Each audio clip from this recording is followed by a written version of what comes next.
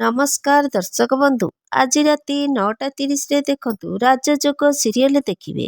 ଜବରଦସ୍ତ ସିନ୍ ଅଛି। ଏବେ ପୁଣି ଥରେ ଦିଆ ଆଉ ଆୟାନ ସୋନାର ଷଡ଼ଯନ୍ତ୍ର ଘର ପରିବାର ସାମ୍ନାକୁ ଆଣିଲେ।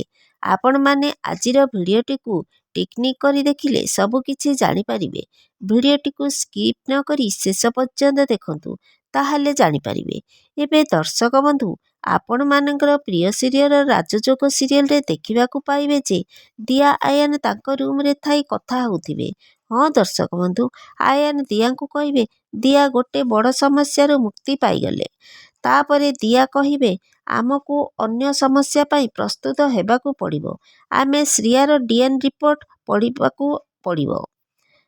ଯଦି ସୋନା ସତରେ କିଛି ଗଡ଼ବଡ଼ କରିଥାଏ, ତାହେଲେ ଆମକୁ ଯେମିତି ହେଲେ ବି ସମସ୍ତଙ୍କ ସାମ୍ନାକୁ ସୋନାର ସତ ଆଣିବାକୁ ପଡ଼ିବ। ତାପରେ ଆୟାନ ଗଡରେଜରୁ ଫାଇଲ କାଢ଼ିବେ DNA ରିପୋର୍ଟ ଦେଖିବା ପାଇଁ। ତାପରେ ଆୟାନ ଦିଆ ବସିବେ। ତାପରେ ଫାଇଲ କାଢ଼ି ଦେଖିବେ। ତାପରେ ଫାଇଲରେ DNAର ରିପୋର୍ଟ ନାହିଁ। ଦୁଇ ଜଣ ଯାକ ବ୍ୟସ୍ତ ହୋଇଯିବେ। ଦିଆ କହିବେ ଆୟାନ ଫାଇଲ ତ ଖାଲି, DNA ରିପୋର୍ଟ କୁଆଡ଼େ ଗଲା? ସେଇପଟେ ସୋନା ଆଉ ରିଷଭ DNA ରିପୋର୍ଟ ନେଇଯାଇଥିବେ। ସୋନା କହିବେ ଏ ଦିଆ ଆୟାନଠୁ ମୋ ଚାଲ ଆଗୁଆ। ଏବେ ମୋ ରହସ୍ୟ ପୂରା ସୁରକ୍ଷିତ।